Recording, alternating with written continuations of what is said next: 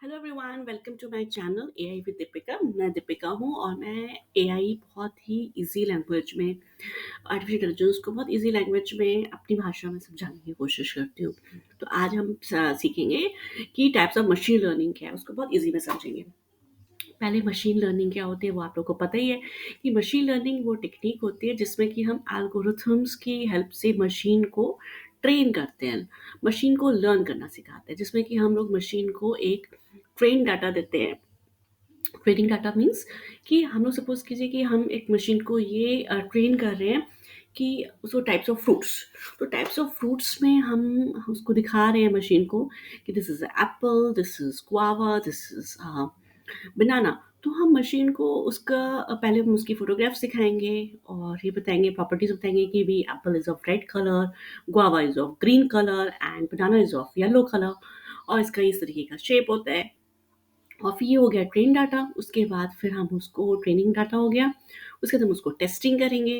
Testing करने के लिए हम दोबारा से फ़ोटोग्राफ्स दिखाएँगे मशीन्स, एप्पल की, बनाना की, गुआवा की और भी बहुत सारे फ्रूट्स की। फिर आइडेंटिफ़ाई कराएँगे कि क्या वो उसको ढंग से पहचान पा रहा है या नहीं पहचान पा रहा है। तो इस तरीके से हम उसकी टेस्टिंग करेंगे। तो इस तरीके से होता है जब हम मशीन्स को अलग-अलग चीज़ों के लिए हम ट्रेन कराते हैं, जिसमें कि हम उसको सिखाते हैं। तो मशीन लर्निंग आपकी बेसिकली 3 टाइप्स की होती हैं, मतलब मेनली जो 3 टाइप्स की होती हैं, वो होती है सुपरवाइज़्ड लर्निंग, सेकंड इज़ अनसुपरवाइज़्ड लर्निंग और होता है रीइंफोर्समेंट लर्निंग। इन सब के भी अपने-अपने अलग-अलग टाइप्स होते हैं, जो कि हम लेटर ऑन अपने नेक्स्ट वीडियोज़ में हम डिस्कस करेंगे। तो जैसे जो आपकी सुपरवाइज़्ड लर्निंग होती है, इसमें हम ये एक बेसिक स्टार्ट होती है। इसमें हम मशीन को हमें अपने हमारे जो मॉडल्स होते हैं, बेसिकली हमारे मशीन लर्निंग में आपके मॉडल्स होते हैं। Models are basically the algorithms, वो एल्गोरिथम्स होते हैं जिसके ऊपर हमारी मशीन काम करते हैं। And you know what is the algorithm? Algorithms are set of instructions for the system what a machine has to do. जो मशीन को जो काम करना होता है उसके लिए हम सेट ऑफ इंस्ट्रक्शंस देते हैं और वो कहलाते हैं आपके एल्गोरिथम्स।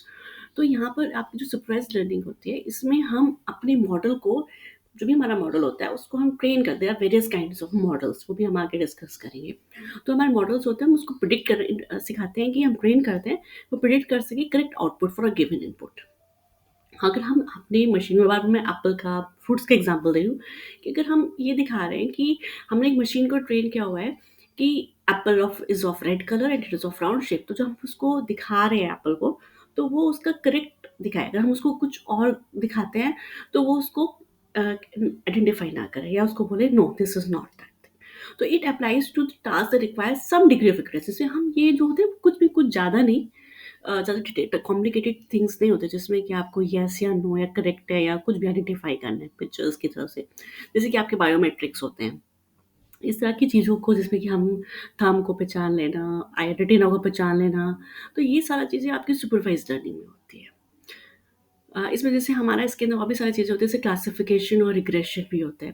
क्लासिफिकेशन इसमें कि हम अलग-अलग, अगर सपोज़ कीजिए कि हमारे जिनकी प्रॉपर्टीज़ एक जैसी होती हैं, तो उनको हम एक ग्रुप में रख लेते हैं, उसके हिसाब से क्लासिफ़ाई करें। जैसे फर्नीचर है, फर्नीचर जनरलाइज़ेशन, तो हम फॉर सिटिंग सोफ़ा, चेयर हमने एक साथ रख दी, दैट इज़ अ थिंग।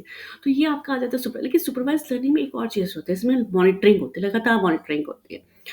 और आपका होता है, अब नेक्स्ट टाइप होता है अनसुपरवाइज्ड लर्निंग। अनसुपरवाइज्ड लर्निंग में क्या होता है कि हम इसमें डाटा को ट्रेन करते हैं इंटरेस्टिंग पैटर्न्स पे, जो अंदर से हमें दिखाई दे रहा है। सपोज़ कीजिए हमारे पास बहुत बहुत ज़्यादा, कि कोई फैक्ट्री है सपोज़ कीजिए, तो उस फैक्ट्री पे जो फैक्ट्री है जिसमें कोई क्लॉथ की फैक्ट्री है, तो वो क्लॉथ्स बनाते हैं और उनकी सेल्स की बहुत पूरा सेल्स की हमारे पास एक रिपोर्ट है। तो उसमें हम जो मशीन होती है वो फाइंड आउट करते हैं पैटर्न्स क्या हैं, डिपेंडेंसीज़ क्या हैं। तो उसमें हमारे सेल्स में बता रहे हैं कि कौन-कौन से आपके रीजन्स हैं जहाँ में किस पर्टिकुलर टाइप के क्लोथ्स ज़्यादा परचेज़ किए जा रहे हैं। जो बायर्स हैं उनका खरीदने का पैटर्न क्या है, उनकी पसंद-नापसंद क्या है। तो ये हम इस इन जो पैटर्न्स होते हैं, इंटरसेक्टिंग पैटर्न्स को मशीन अपने आप आइडेंटिफ़ाई करती है और फिर बताती है कि हाँ, यहाँ पर ये सब चीज़ें ज़्यादा होती हैं, तो जो कंपनी होती है वो उस हिसाब से सेल कर सकते हैं। इसलिए आजकल मशीन लर्निंग का बहुत यूज़ होता है। फिर कोरिलेशंस, सपोज़ कीजिए कि अगर विंटर है, दैट इज़, मैं आपको कोरिलेशन समझा रही हूँ। जैसे विंटर है तो विंटर के सीज़न में वार्म क्लोथ्स ज़्यादा परचेज़ किए जाएँगे। अ, अगर रेनिंग सीज़न है तो अम्ब्रेला ज़्यादा लिया जाएगा। तो there is correlation between 2 things. तो एक इन्फॉर्म ये I am just only giving example. तो कई तरह की चीज़ें होती हैं जिसमें क्या आपस में कोरिलेशन है, जो फैक्टर्स होते हैं जो अ, एक दूसरे पर असर डाल रहे होते हैं। तो उसके अकॉर्डिंगली कैसे उन चीज़ों को डिटरमाइन किया जा सके। तो क्या होता है जब ह्यूज ये बात अगर छोटी-मोटी इन्फॉर्मेशन होती है तो कोई बात नहीं होती, वो हम अपने ह्यूमनाइज़ कर सकते हैं। पर जब आपके पास 1 लाख 2 लाख डाटा है, उसमें से आप पता लगा रहे हैं कि क्या कोरिलेशंस हैं, क्या पैटर्न है, तो ये सब चीज़ें मशीन्स आसानी से कर सके, तो ये सब चीज़ें होती हैं अनसुपरवाइज़्ड लर्निंग के अंडर में। और आजकल बहुत सारे जो कंपनीज़ होती हैं मशीन लर्निंग को सेल्स में और मेडिकल साइंसेज़ में पेशेंट के लिए, इन सब चीज़ों में इसका बहुत यूज़ किया जाता है। मेडिकल साइंस में बहुत यूज़ किया जाता है कि किस तरह की डिसीज़ेज़ हो रहे हैं, उसमें कौन-कौन सी मेडिसिन काम कर रही है, क्या इनपुट्स हैं।